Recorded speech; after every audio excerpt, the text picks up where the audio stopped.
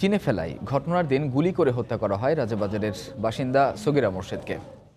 হত্যাকাণ্ডের প্রত্যক্ষদর্শী রিকশা চালকের তথ্যে খুলে যায় ৩০ বছর ধরে ঝুলে থাকা মামলার জট।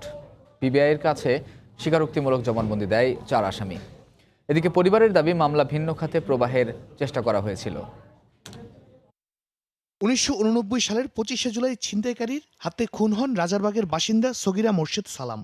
ভিকারুন্নেসা নুন স্কুল থেকে মেয়েকে আনতে যাওয়ার সময় হত্যাকাণ্ডটি ঘটে। সেদিন রাতেই রমনা থানায় মামলা করেন তার স্বামী সালাম চৌধুরী। বিভিন্ন সংস্থা ঘুরে ৩০ বছর পর ১৭ জুলাই ২০১৯ দায়িত্ব দেওয়া হয় পিবিআইকে।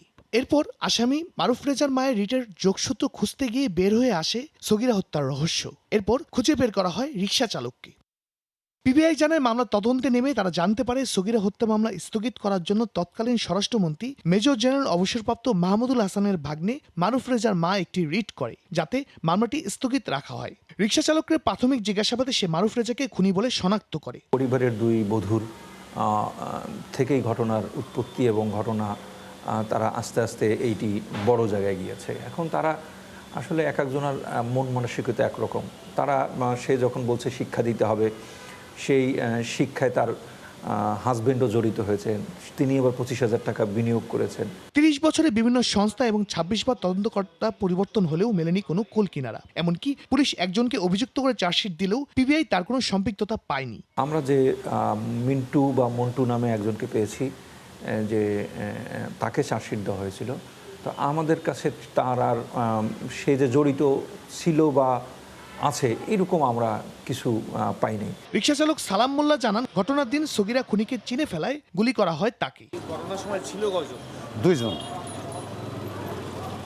দুইজন ছিল। দুজন হোন্ডা দিয়ে আসছে। দুজন হোন্ডাতে গুলি আসছে। করছে কি? গুলি করছে ওই যে লম্বা লোকটা পিছনে যাচ্ছে। পিছনে যে ছিল। পরিবারের দাবি মামলা ভিন্ন খাতে প্রবাহের চেষ্টা করে আসছিল আসামিরা, এই জন্য বিভিন্ন সময় চাপ দেওয়া হতো তাদের। আমরা অনেক চেষ্টা করেছি যে কি কারণে কে মারলো। আমাদের প্রথম থেকেই বলা হয়েছিল এটা একটা ছিনতাইয়ের ঘটনা ছিল, কিন্তু এটা যে এরকম প্রি প্ল্যান্ড মার্ডার কেস ছিল পিবিআই এর মাধ্যমে সেটা আমরা জানতে পেরেছি। ঘন ঘন আপনার ওই ওটা চিরকুট বলে না কি বলে, এই ছোট লেখা দরজার তলা দিয়ে ফেলে দিত। প্রায় ৬ মাসের মধ্যে প্রায় ৮-১০ বার পাইছে, এবং ওখানে লেখা থাকে তুমি তোমার মেয়ে নিয়ে ভালো থাকো, বেশি বাড়াবাড়ি করতে যেও না। আসামিদের সর্বোচ্চ শাস্তির প্রত্যাশা পরিবারের। শাহরিয়ার জামান দ্বীপ, সময় সংবাদ, ঢাকা।